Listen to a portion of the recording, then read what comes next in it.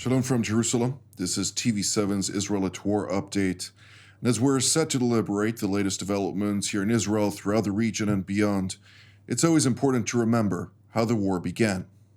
342 days ago, on October 7th of last year, the Islamist Hamas and its terror affiliates in the Gaza Strip launched an onslaught on southern Israel, declaring war by perpetrating a massacre, murdering some 1,200 mostly civilians, wounding over 4,800 others, and kidnapping 246 people, including elderly, men, women, children, and infants. 101 of them remain in Hamas captivity to date. The subsequent day, on October 8th of last year, Iran practically joined that war when it greenlighted its proxy in Lebanon, Hezbollah, to launch rockets and other munitions towards Israeli territory.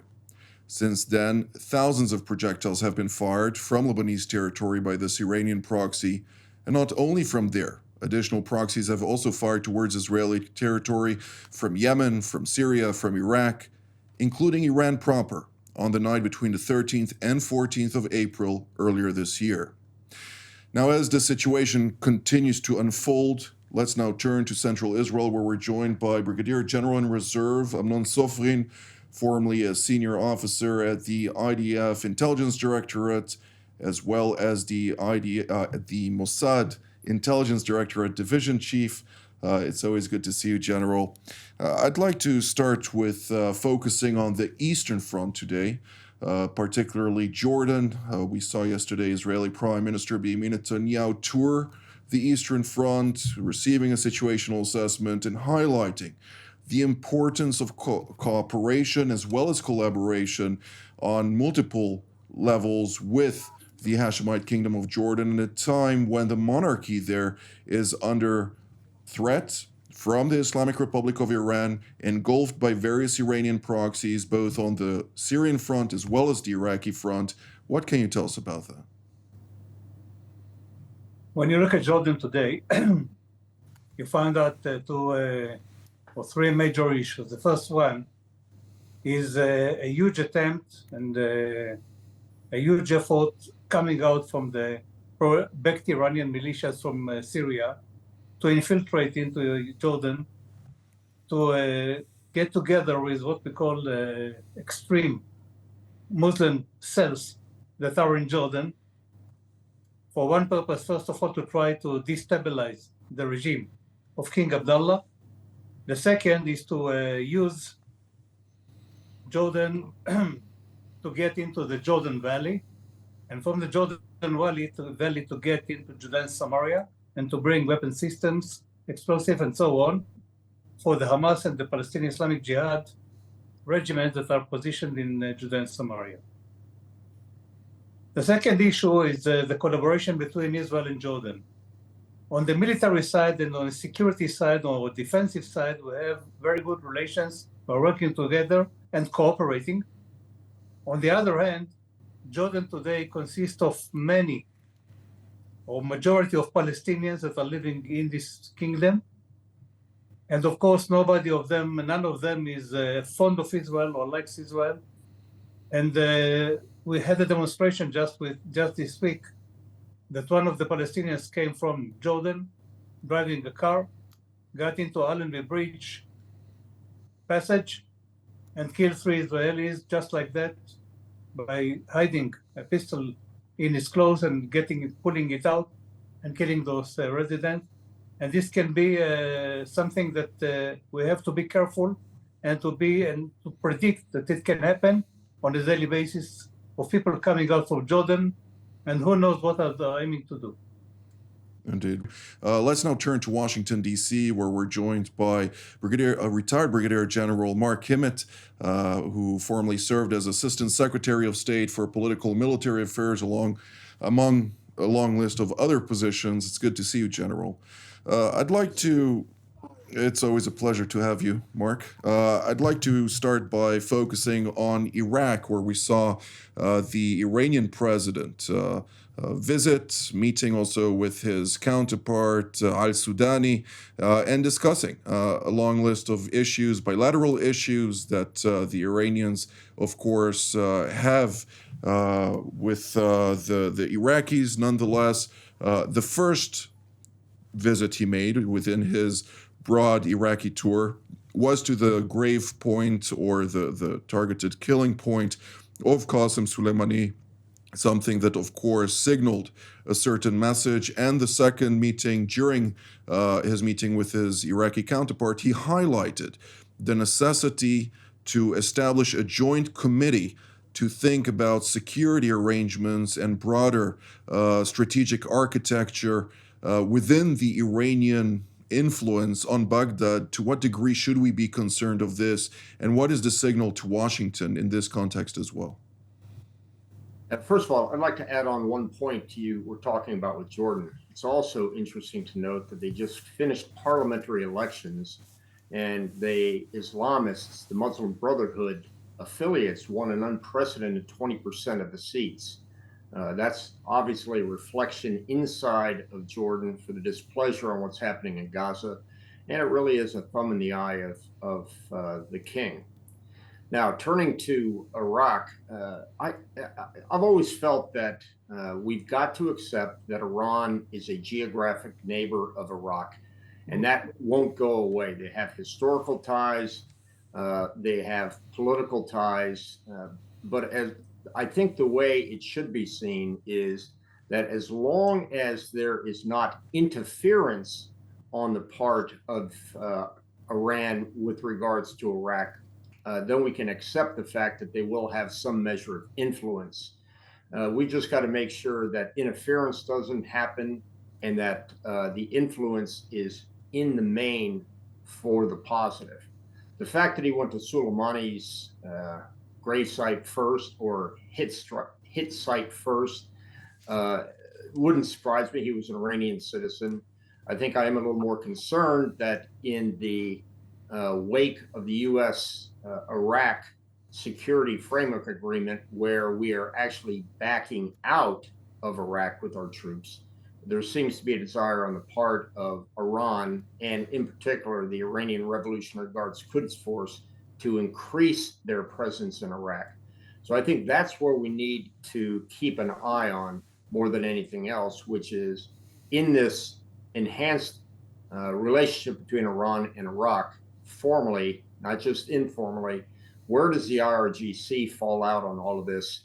And are we going to be able to manage how they work with the Iranian-backed proxies and the non-aligned Hashid militia that don't answer to the government? Indeed, of course, we're talking about Hashd al-Shabi, or in English, the Popular Mobilization Forces, a cluster of roughly 67 militias, out of which some 46 are aligned with the Islamic Republic of Iran, and some have also parts that are affiliated to the defense ministry, but they have also various sections that are not necessarily part of that, in order to allow that non-state actor type of activities at the behest of the Ayatollah regime and the Islamic Revolutionary Guards Corps. Now, one point that I'd like to add on this, from Iran's perspective, which looks strategically also from a historic perspective, for it, without Iraq, or Iraq for Iran is what Ukraine might be for Russia, at least from its perception, and therefore there are quite the substantive ramifications for every activity undertaken by this Ayatollah regime. But we'll have to wait and see how those things evolve, of course. I don't think that Iran necessarily is keen on conquering Iraq in the same fashion that Russia is trying to do in Ukraine. So there are differences, of course, between the two territories. Now, let's turn to another front, and for that I'd like to turn to Central Israel, where we're joined by the Israeli commander of the Israeli Air Force Task Force for Air and Missile Defense, namely Brigadier General in Reserve Doron Gavish. It's good to see you, General. I'd like to ask about the northern front, where we're seeing a upward trajectory of cross-border hostilities, both from Hezbollah launching towards Israel with unfortunate casualties reported on a number of occasions this week, as well as retaliatory strikes against Hezbollah with the continued efforts to eliminate the commanding field commanders of the Radwan forces and other forces in that territory, but also beyond that, to continue to degrade Hezbollah, its infrastructure, its strongholds, its weapon caches, as well as its launchers, which is the main ingredient within these activities. What can you tell us about that situation? Well, indeed, Jonathan, you're right. This is exactly what we are seeing in our northern border. First, we have to say, and we have to say it again and again, that the strategic posture in the northern part of Israel is defense.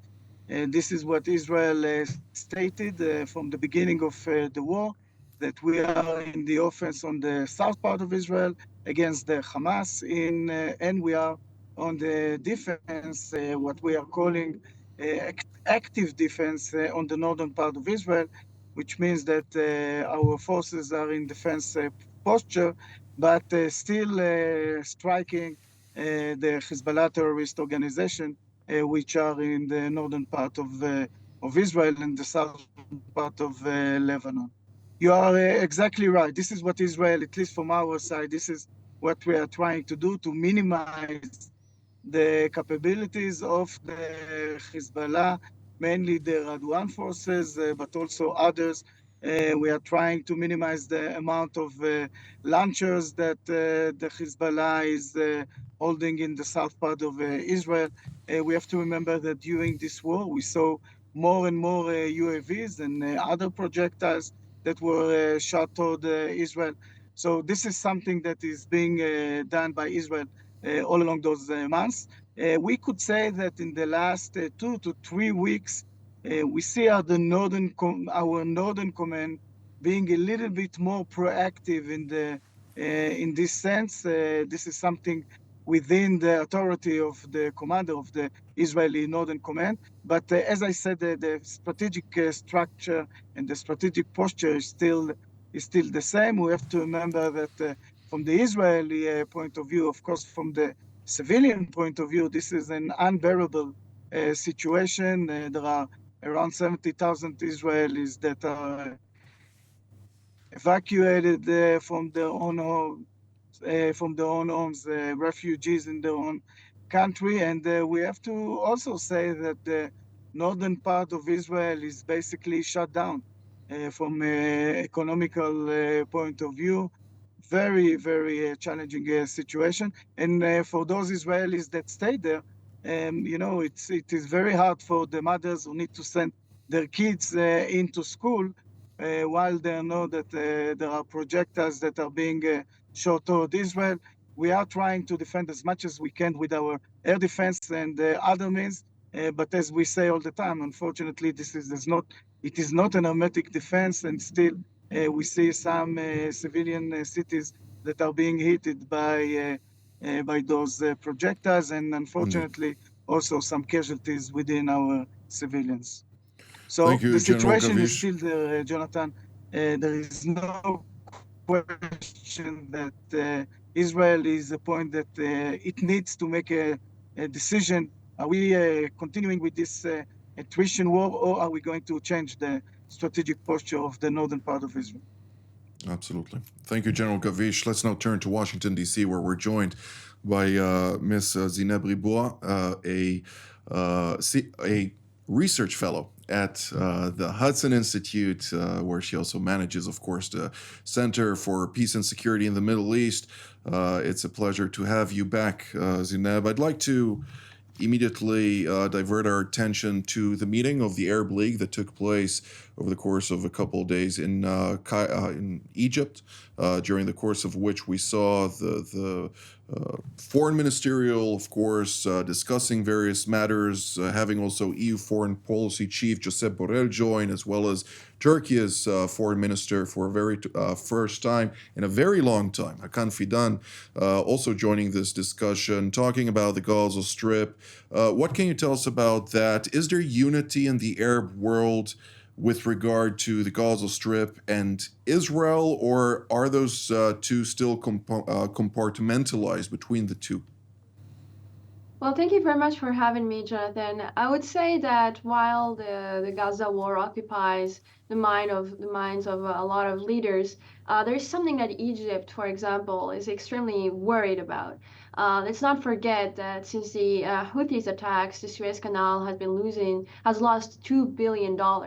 And that the Red Sea crisis is extremely worrisome for all the countries in the region, especially since it's 50% of shipping, 1 trillion trade goes through the Red Sea. It's a huge burden for Egypt, and of course for Turkey, this is an opportunity, given that Turkey has already a military base in Somalia.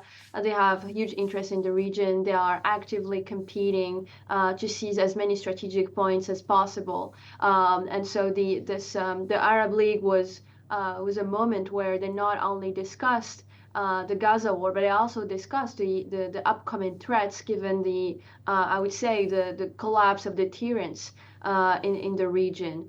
And so there are different, I would say, items in the agenda, and the economy is one of them. Brilliant. Thank you, Zineb.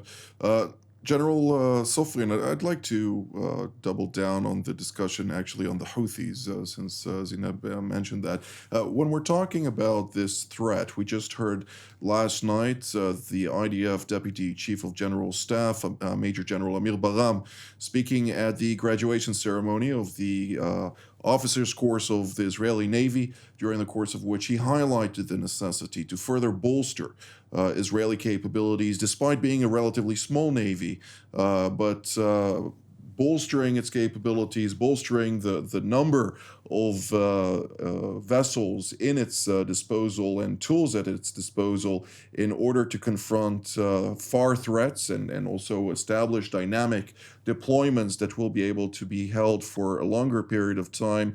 Does this go also in line with the expansion of Iran into both Somalia and Sudan, where we're seeing them increasingly ratcheting up their own influence in those territories?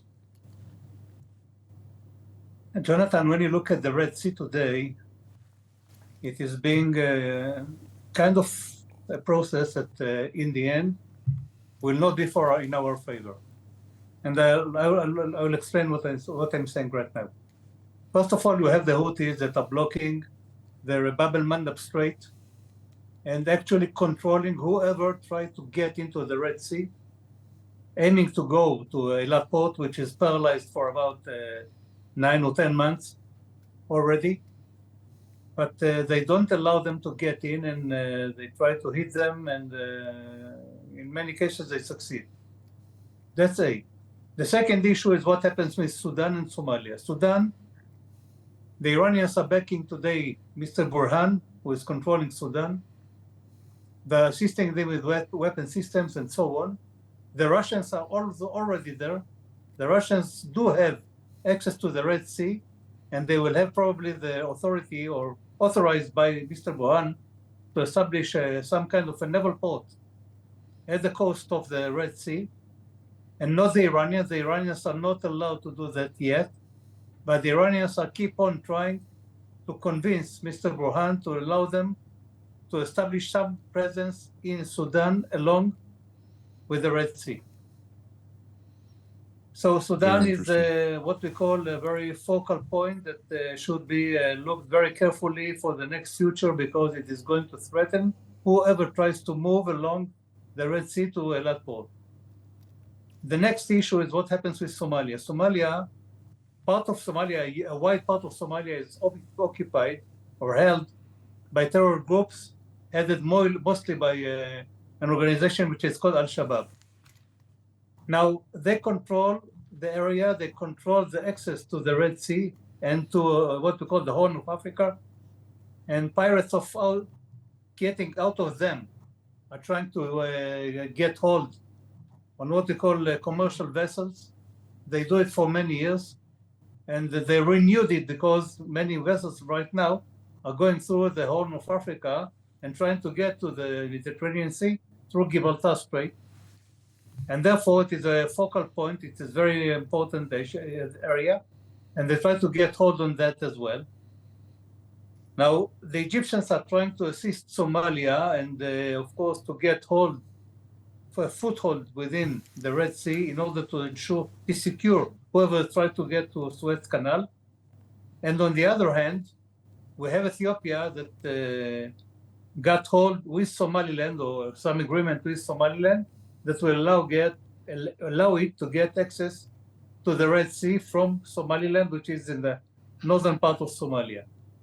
So this mixture, in the end, you have many groups operating along the Red Sea, and the Red Sea is going to be threatened much more than it used to be before this war broke out.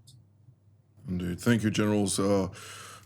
Sophie, and of course, the majority of the Al-Shabaab, which are allied with Ansar Allah and with the Iranians and with the RGC Quds Force, are located both in Puntland and in the southern Jubaland. But of course, the matters of piracy have come primarily also from Somaliland. Is that not right, General Kimmett? Of course, you are the one who established Task Force 151 back in 2009. The counter-piracy was focused predominantly on maritime shipping and did not really have, beyond the intelligence aspects of it, the capacity to go after those pirates on land. Yeah, at that time, there was no feet dry policy. In other words, we could take after the pirates while on the water, but not on the ground. We weren't able to and chose not to conduct strikes on their bases, nor did we want to go after them as individuals on the ground. I would note that there has been a slow upgrade and uptick on piracy incidents, but certainly nothing compared to the 2009 period. There have only been 30 piracy incidents in that region since November of last year. But the fact remains is that the systems and the processes after 15 years have deteriorated a bit. And I would suspect that if piracy kicked up a little bit more, that would reinvigorate the UN process and the UN systems for the counter-piracy operations, even though most of those nations are already tied up with other responsibilities on the Red Sea and elsewhere. Indeed. Ms. Ribo, I'd like to ask you, since one of the major concerns is that, similar to what the Iranians are doing with regard to the transit of illicit munitions to Yemen particularly, they are also considering, according to a number of people I spoke with, to transfer various munitions into potentially Somalia, but also Sudan, where it's doing so actively. Can we see this as a threat to maritime shipping, also to the various vessels that are circumventing Bab el-Mandeb and the Red Sea by going around the Cape of Hope, since Somalia is, of course, a major port base for various ships taking that other route? Yes, of course. And I would even emphasize that there were also different reports saying that the Houthis are trying to collaborate more closely with Al-Shabaab. It's important to note that the Houthis, through Iranians, have now ballistic missiles, cruise missiles, drones, are very capable from what they were 10 years or just 3 years ago. And so it's important to emphasize that Iran has been able to nurture and to help its proxies throughout the region.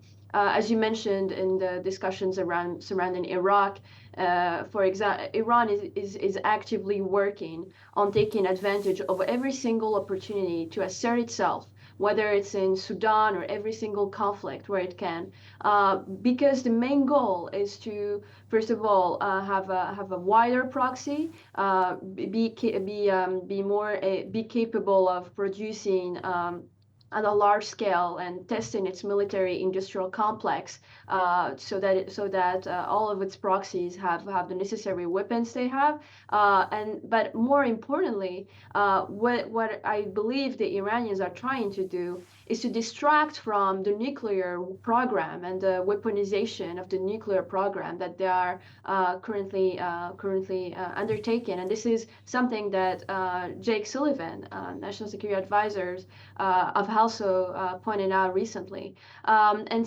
so I believe that the Red Sea is now, of course, is of course in crisis, and that Iranians are going to take advantage of it this way. But also the Russians are trying to seize an opportunity to get naval bases, as they have operated in Sudan and Libya for I would say 2 years, especially through Wagner mercenaries. But now they have been able to seize political gains from their engagement. So yes, I believe that it's dangerous not only for maritime shipping or for trade, for global shipping, for supply chains, for even for undersea cables, but it's also dangerous in terms of what geopolitically it means for U.S. allies in the region, and for that only a strong deterrence policy can dissuade Iran from taking advantage of that. Thank you, Ms. Riboua. General Gavish, I'd like to turn our attention to Gaza, since we haven't discussed today Gaza too much. You have roughly 1 minute and 20 seconds for that. I apologize, but what can you tell us about that? And of course, there was the unfortunate incident in the area of the Philadelphia corridor in Rafah of the helicopter that crashed. Indeed, Jonathan, this is something that happened yesterday, between the night of yesterday and the day before. There was a helicopter which was in a SAR mission trying to bring one of our soldiers that was wounded during the fight in this area. And unfortunately, during the landing, something happened. Basically, he landed. He took the soldiers with him, and again, unfortunately, found himself in the ground. We had 2 soldiers that were killed during this incidents, and the team and the pilots were badly wounded. So very problematic, of course. The Air Force is doing the necessary checks to see what happened there. We know for sure that it was not something related to the Hamas.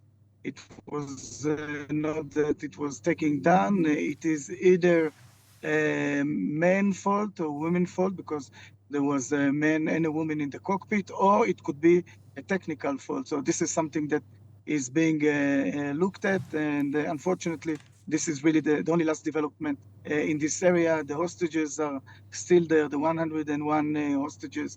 It is important to note that it was a Black Hawk. Unfortunately, the Special Extraction Mobile Unit 669, which operates to extract wounded troops from behind enemy lines, was in that helicopter extracting one soldier that sustained a bullet wound injury. An unfortunate incident indeed. With that, I'd like to immediately thank General Gavish, Ms. Riboua, General Kimmett, and General Sofrin for all of your insights, and I'd like to thank all of you at home as well. Until our next edition from here in Jerusalem. Shalom.